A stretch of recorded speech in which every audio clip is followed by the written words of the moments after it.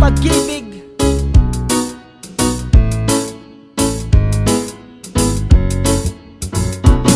Sa bawat buhay ng tao'y merong pag-ibig na nakahimlay, at ang tanging dapat mo lang gawin sa akin sumabay. Halika nang gisingin natin ang tulog mong diwa, ibaba mo ang armas at sandatang nakakahiwa. Sa pagkakataong ito, hari aking opinyon, layunin ko'y magkaisa lahat ng relihiyon. Bilyon ng tao sa mundo kung ating tutuusin, bawat tao ay may buhay na pwede ring tumusin ng Diyos.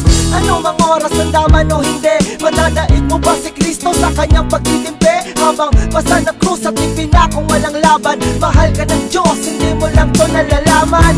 Minsan sa ating buhay merong suliranin at hindi mo matanto kung sasapat na ba o kukulangin. Basta't mahalaga merong isang pag-ibig, umaasang may gabay na nandyan ang sakit paligid. Dahil tayo ay buhay na may pag-ibig, yan ang kailangan ko, kailangan mo at ang buong mundo.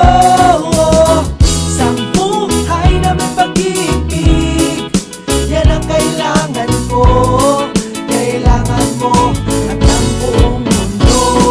Ako'y nabuhay sa mundong hindi inabot ang ama, at inasa ang lahat sa aking nag-iisang ina. Ang mayakap siya't pasalamatan, gusto ko pa sana nang hindi hinahangad sa aking nakala ang pamana. Ngunit ako'y naligaw kay haba na nasungay, sa tuwing kakausapin niya ko mata ko'y mapungay. Pinili kong daan iba sa karaniwang bata, impernong itinuri mas matindi pa yata.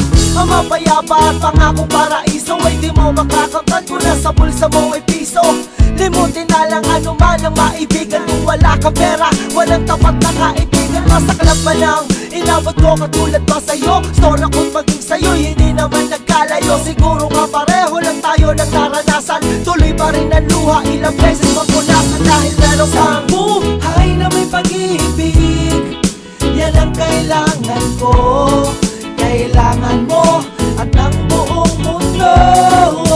Isang buhay na may pag-ibig, yan ang kailangan ko, kailangan mo at ang buong mundo.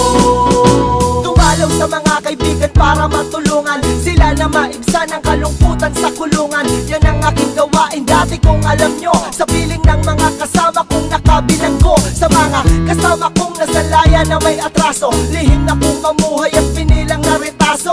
At isang pilas ng papel na nilamukos, kasalanan man nila kung ang galit biglang mabuhos. At bakit ganon? Pag sinabing Muslim ay matapang, pag sinabing taga-kapis makukulam ang babarang, pag sinabing maray walang awa kong pumatay, at pag sinabing Pilipino walipin habang buhay. Ako'y Pilipino, isa rin sa kinakapos, tanong ko lang sino ba yung tinatawag nilang Diyos? Siya ba yung nakasama mo sa madilim na eskinita, at tinakay ka sa may liwanag kahit di mo siya nakita? Isang buhay na may pag-ibig, yan ang kailangan ko, kailangan mo